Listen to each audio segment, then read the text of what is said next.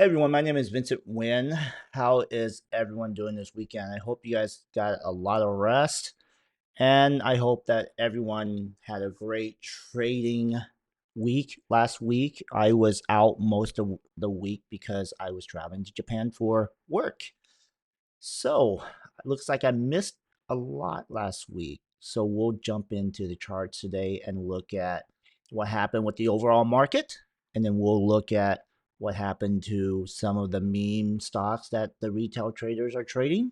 More specifically, what in the world happened to MMAT? Did my price call out 10-cent hit it? We'll find out. Now, keep in mind, this is not financial advice, nor am I a financial advisor. Thank you for noting that. All right, so let's jump into the chart, shall we? All right, first up, let's look at the overall market, shall we? What happened? I made a call out. I made a call out last week. I can't remember what day it was, but I did say that NASDAQ was going to hit this range here at around 14,100. And that was like a 1.5% drop. And believe it or not, it did. Right here. I drew this line out right here. And that was right around when I saw this formation forming. It's not confirmed yet, but it is in progress. Now, keep in mind that what we're seeing here for the overall market is a giant bull flag, and it's at the bottom of that bull flag right now. But also look at where the 200-day moving average is. It's right at 13,940. What do we know about moving averages? We know that when price moves away from certain moving averages, such as the 3, the 8, the 20, the 50, and the 200,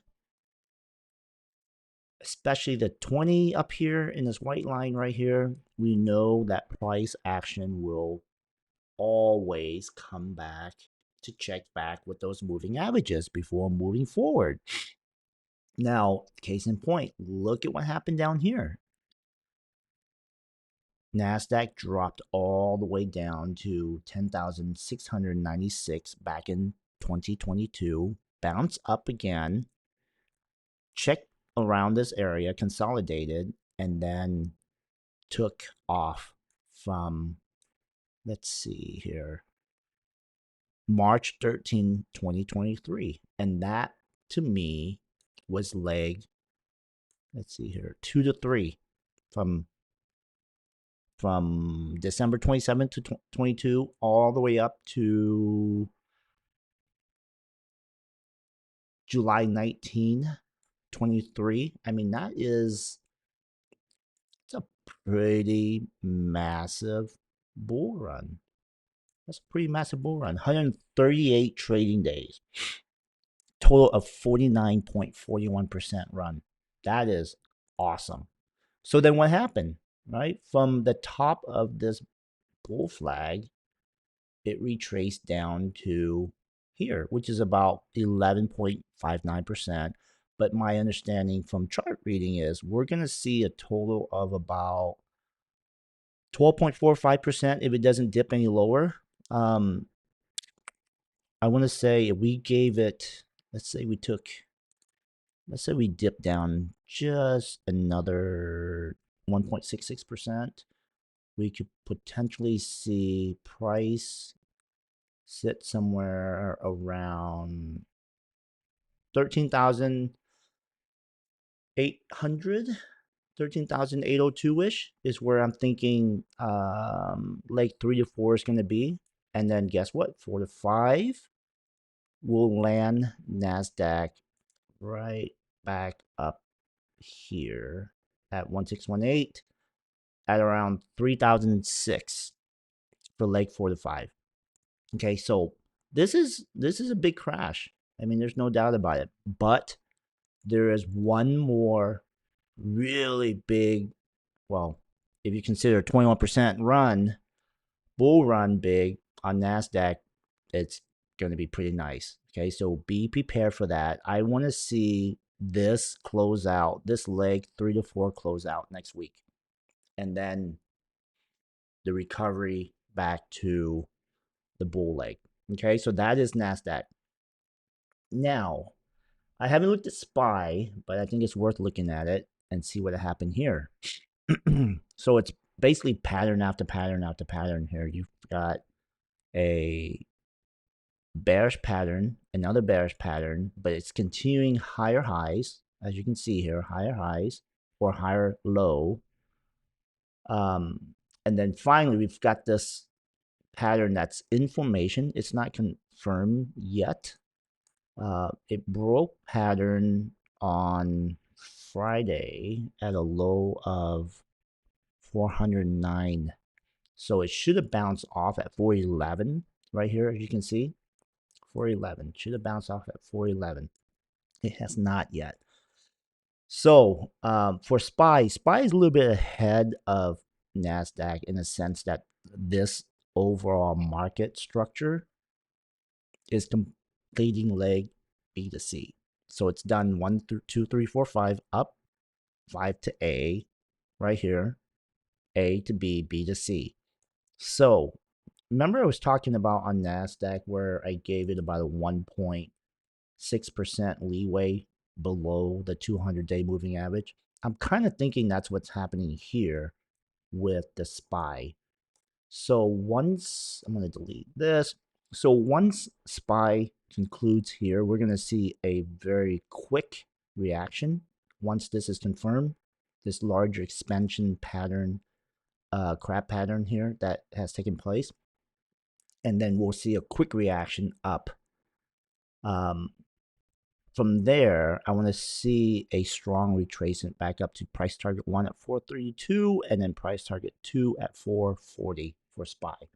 Okay, that's the market direction I'm looking for to happen with SPY. Let's quickly look and see how many days it took for this leg B to C to happen here. So B to C took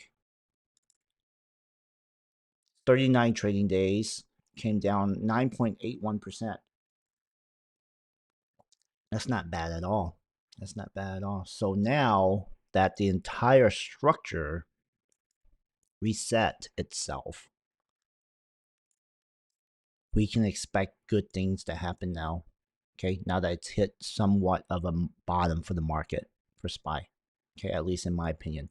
So it's really far away from the 200-day moving average. So I'm expecting this to at least come back up to retest the 200 at some point here, and then test the 200 right around 423.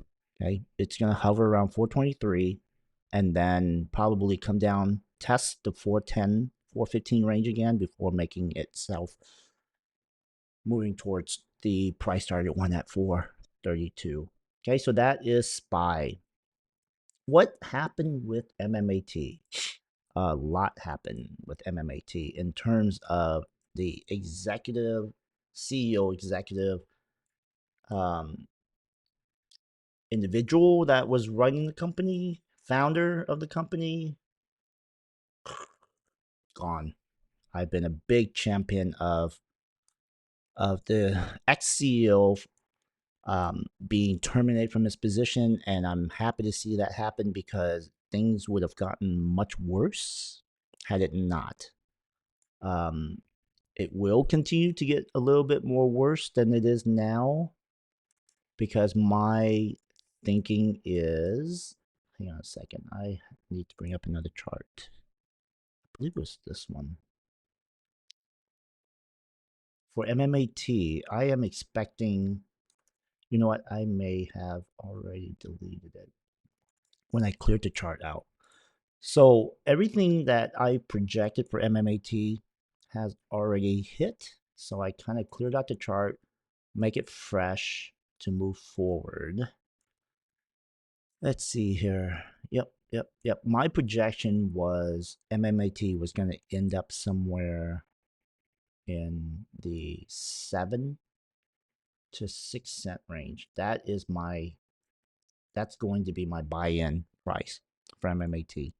So it's got a little bit more to go before I will even consider jumping in. So right now we're looking at about, over the next week, I want to see MMAT drop another 48%. How amazing would that be to drop a MMAT another 50%? That's when I will consider lowering the boat. And why do I think that? Let's take a look at the oscillator here. As you can see, MMAT is still grossly in the oversold area right here, right down here. And it's still going to bounce around in the oversold area for possibly another week before it breaks out of the oversold. Once it breaks out of the oversold, that is my cue that the sentiment has changed, where buyers are coming in. I anticipate this oscillator to come back down into the oversold next week to match up with this bottom indicator. Once both indicators align and pop out of the oversold area, that is where this region is going to come in. And that is going to be where I will be looking at taking a long position. Now, what is really interesting with the market is this here. Remember, one of my biggest understanding with the market is that it always fills the gap. So we had a gap day. We had a big gap day from 1020 down to 1023rd. So that was a nice big gap down for anyone who was able to buy in down here at the low of about 12 cents, which, by the way, came extremely close to my 10-cent prediction for MMAT. So I had always been firm that MMAT would hit 10 cents at some point. And that was, let's see here. I was off by about 15% on my call out for the 10 cent. So the gap filled on 1026. It was a nice pop from 13 cents all the way up to 18 cents. Now imagine if you were able to ride that 40% up and sold quickly within the day, because look what happened the next day. It knifed down. Well, it knifed down that day as well. So let's look at the 1 hour chart. Yep, there it goes. Well, I wouldn't call it a knife down. It was a gradual retracement down below this breakout here, this falling wedge breakout. Okay, so the falling wedge, I love these falling wedges because they are relatively consistent when you know how to trade them. So here's the breakout. Here is the breakout neck at about 13 cents.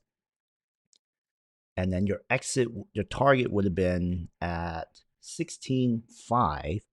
I would have taken off at least 70% of my trade right here at the target, and then let the rest ride, and then took advantage of everything, and then just rolled up towards the top.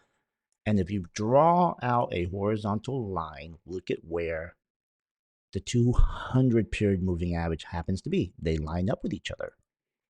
So having a deep knowledge of how moving averages work relative to price action can truly help you understand resistance and support. Okay. All right. So that's MMAT. Where is the future of MMAT going? I anticipate there's going to be a lot more pain to come, and that's going to be down here below 10 cents. And that is where I'm looking to buy in. Okay. For MMAT. Let's jump over to FNGR, because I've been very vocal about FNGR, and let's see where it's at. So far, I projected So far, so far FNGR is still showing a price target to projection of $3.67. $3.67 is still in play. We map that out here. Right here. It's still in play. And it's hovering right at about the 200 period moving average. Yep, so price target 2 is hovering right at about the 200-day moving average. Think about it, if NASDAQ cannot get away from coming back down to test the 200-day moving average, what makes you think, this is NASDAQ, right? Went all the way up here, traveled all the way back down. Let's see, traveled all the way back down to almost 12% to check back with the 200-day period moving average. What makes you think that a single stock like FNGR isn't going to do the same, people? Because it will. It's getting close. Now, there is this natural triangle that was formed from this giant bearish harmonic pattern right here. It's been consolidating right at about target 1 across the board here. Came back down. I called this point here at 476. I called this out on Twitter that it was going to touch this point and then get a little bit of a bounce, which it did. Came back up to test this zone right up here. Okay. So it's touching the 8, but is the 8 moving average going to act as a resistance or support? It's most likely going to act as a resistance. So my thinking is it could touch the 20 right up here at about $6 before it will come back down with some momentum, break through, and then this is most likely going to happen next week. Okay, I know I've been calling this out for some time now, but they've just been doing this whole time, accumulating shares, mucking around. But the real opportunity for FNGR is once it hits price target 2, come back, fully test the 200 period moving average on the day chart. And that is where I believe the full potential of FNGR is going to be once that happens. So imagine if you patiently wait on the sideline for price to retrace, if you sat here and wait for price to retrace from even at the 20-day moving average, you're looking at a 37% drawdown that you would not normally have to wait for.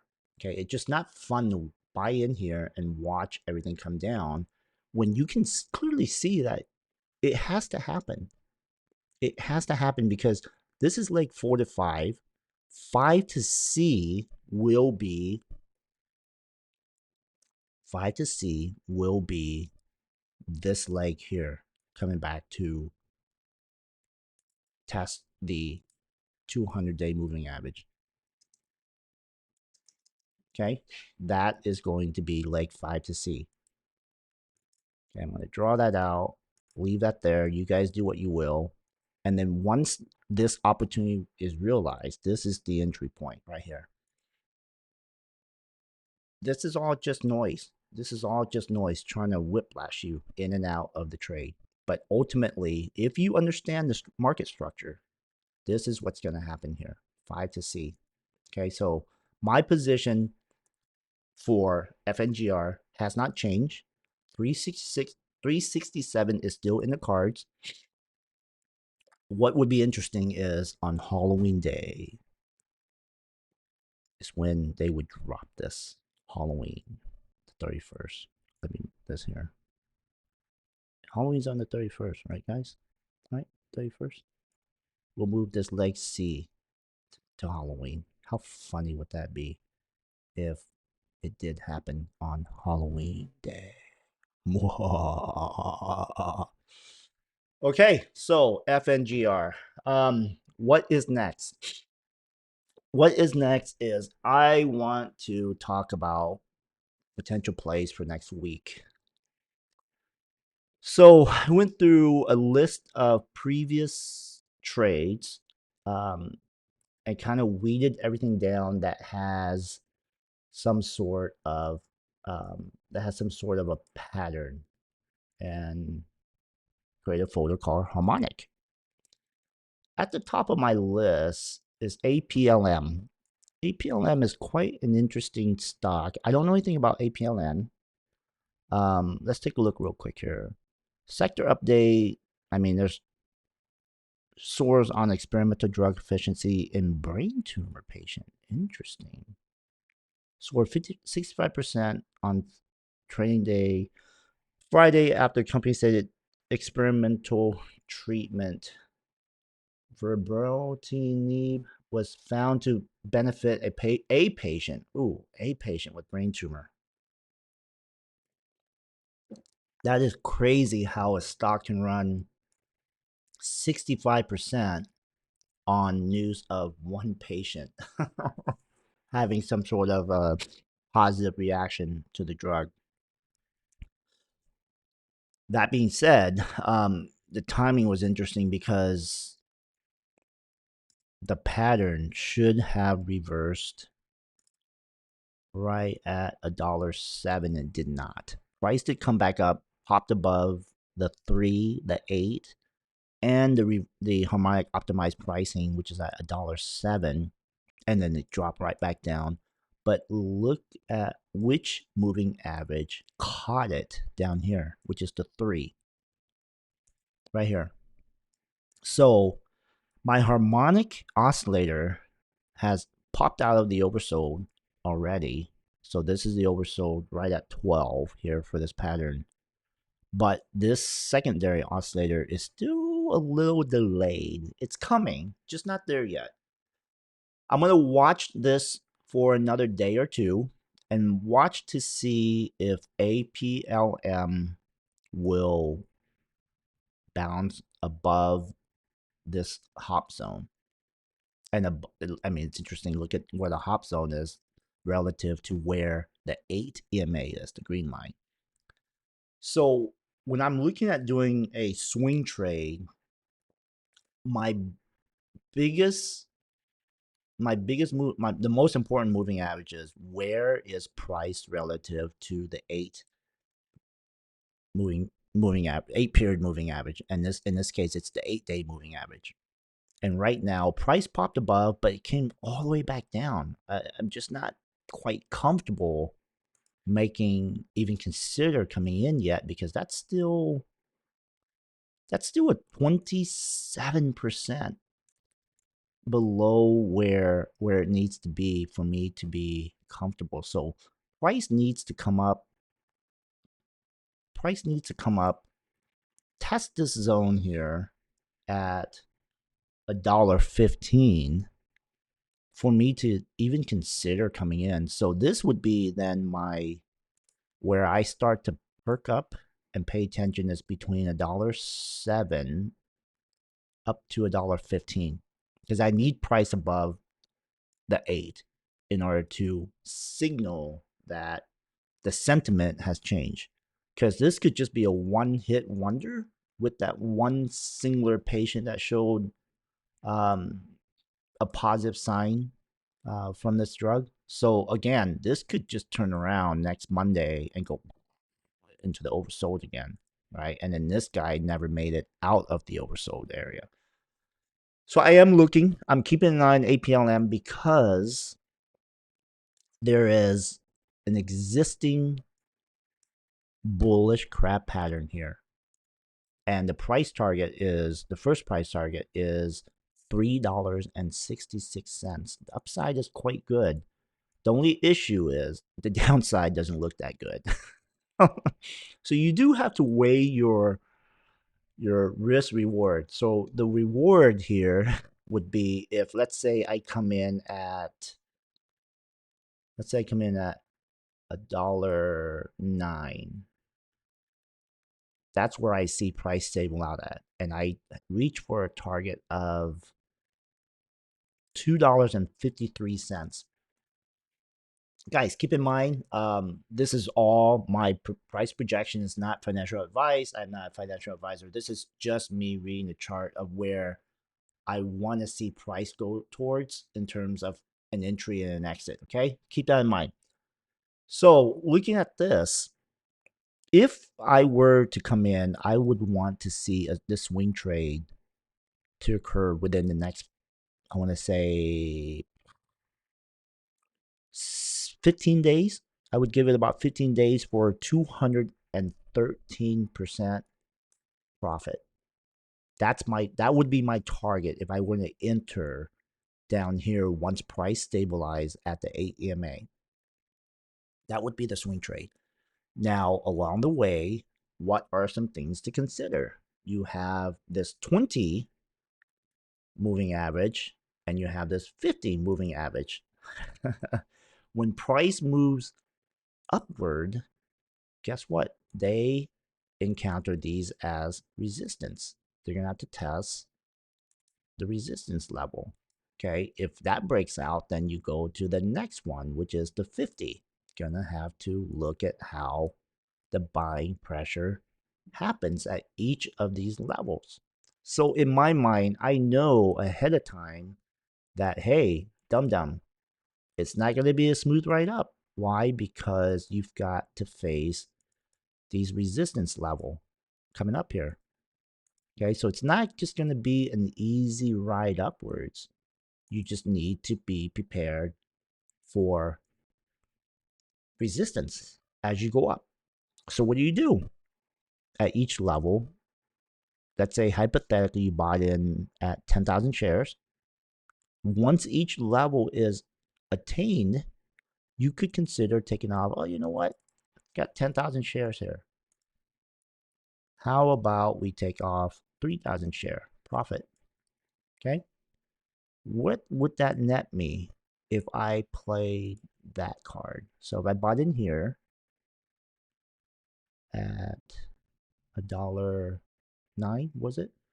I would have shot for an 86% profit right here. Okay. And then I let the rest ride, the last 70% ride up to the next moving average, which is the 50. So now I've already taken profit. Woohoo! Good for me. And I would let the next one ride up to the next moving average, which is 50. That's another 65%. So by now, the rest of my remaining trades would have netted me a total of 191%. That's a really good swing trade, by the way. 191% of that's 70% of the total shares that you've bought in that is now at 191%.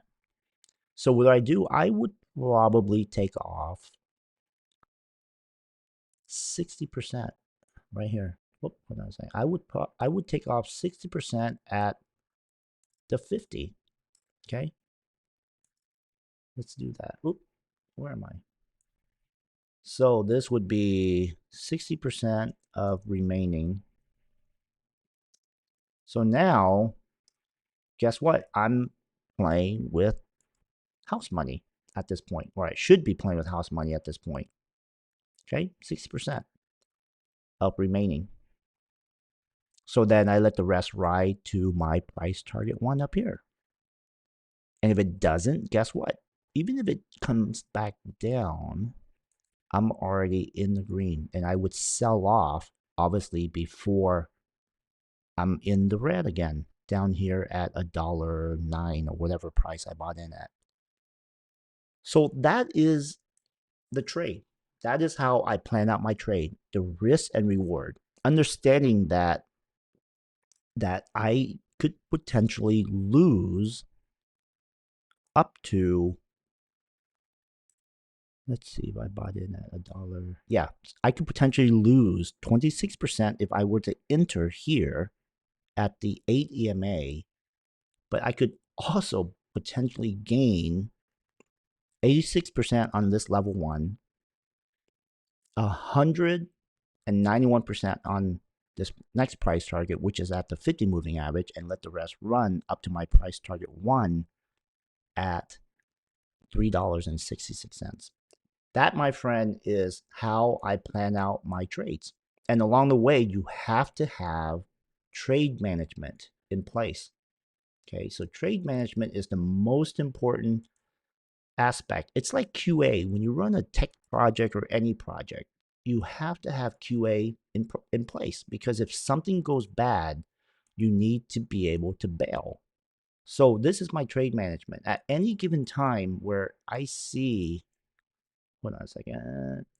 At any given time where I see price go south, I am going to bail quickly.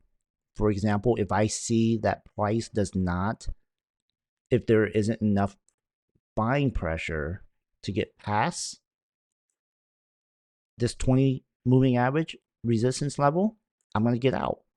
Then if it goes up and if it doesn't pass the 261 BC level, I'm going to get out, right? So you got to have trade management in place to measure each of your levels.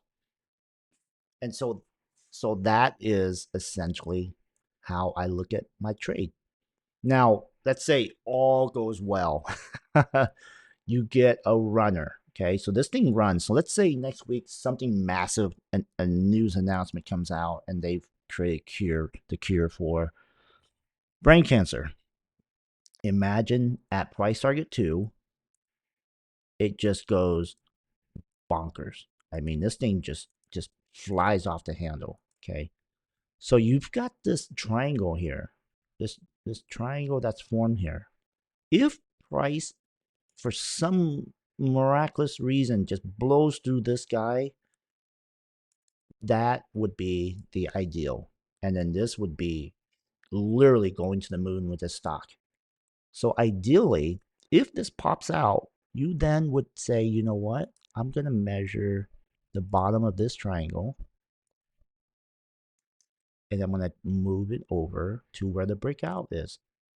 This would be my next price target, ideally at $8.96. But before you get all happy, look at where the 200-day moving average is, right here. It's within this range. It's within that breakout range. Crazy, right? Crazy how these numbers play out with how they are relative to price and the moving averages and resistance and support and things like that. And then you've got this positive bullish crap pattern. So this is what I'm looking at. This is the anatomy of my trade. That is what I'm looking at for next week, at least for this stock. I may never enter, but the nice thing is I have a plan for this one stock. It's better to have a plan going in than not to have a plan. So this is my plan. Okay. Now, do I have a plan to go into FNGR? Of course I do. I laid that out for you earlier. When price hits $3.67 and stabilizes, I'm going to shoot for this massive reversal back to the breakout of the triangle. Okay, so the breakout of this triangle, I'm looking at,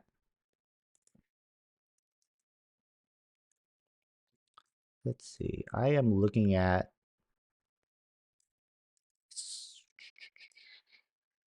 if that breakout happens, I am looking at, let's say, I will probably watch it from here. Let's say it starts to enter this triangle, right? So I've got a couple of zones set up. I will probably look at from here. Well, hang on a second. I would probably come in down here when it hit my price target, come back up here to this line, at least 74% here, okay? Unload some positions, at least some, and then watch to see if watch and see if it can potentially break up above here, come back down, test the breakout, okay? And then if it does, then you can bet that the price target is going to be at least $10 or maybe even up to 11, 14. There you have it. That's my game plan for FNGR as well. Okay, so go in with a plan. Going with a plan. This would require some massive news coming out for this to happen. Okay, they would drop the price, and then something would have to come out of it. I mean, we've seen price break below the 200, so that we know can happen. But based on the harmonic pattern and based on the market structure, I believe the 200 is going to catch it at around 367 before the reversal. This I don't think is likely because this is 2 to 3, 3 to 4, 4 to 5. C, I'm sorry, 5 to A to B would probably be within the zone, and B to C come back down before to complete the pattern before we might even see this breakout. Okay, I'm just putting that out there for now. All right, guys, this video has gone way too long. There are other plays I'm looking at, but I'm going to keep an eye on APLM for next week just because it has an interesting upside to this. I want to see more come out from the company, and I hope it does because a treatment or anything that is positive for the brain cancer community is a win for everyone. So that being said, hope everyone has a great rest of the weekend. And my name is Vincent Wynn. Once again, none of this is my natural advice.